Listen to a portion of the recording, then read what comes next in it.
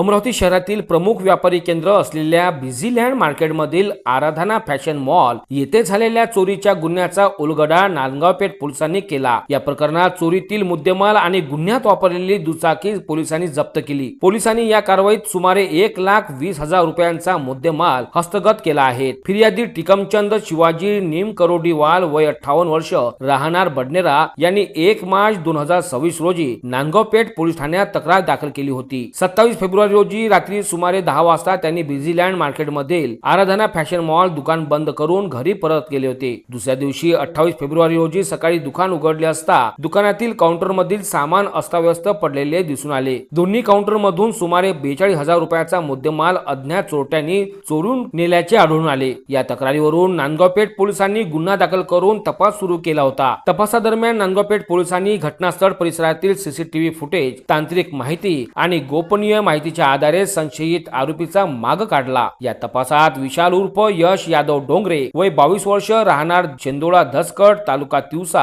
जिल्हा अमरावती याचे नाव समोर आले। पोलिसांनी शिताफीने पाठलाग करून त्याला ताब्यात घेतले। आरोपीने बिझीलँड मार्केट येथील आराधना फॅशन मॉल मध्ये चोरी केल्याची कबुली दिली। या गुन्ह्यात वापरलेली दुचाकी पोलिसांनी जप्त केली असून पुढील तपासात आरोपीने आणखी एका चोरीच्या गुन्ह्याची सुद्धा कबुली दिली। ही कारवाई पोलीस आयुक्त राकेश ओला यांच्या आदेशाने पोलीस उपायुक्त गणेश शिंदे यांच्या मार्गदर्शनात नांदगाव पेठ पोलीस ठाण्याचे पोलीस निरीक्षक दिनेश दहातोंडे यांच्या नेतृत्वात पोलीस उपनिरीक्षक गणेश राऊत, पोलीस कर्मचारी राजाभाऊ राऊत, पोलीस कॉन्स्टेबल राजीव खान, निलेश साविकार, शोएबुद्दीन सय्यद, वैभव तिखिले, अमित ढोले आणि वैभव धुरंदर यांनी केली।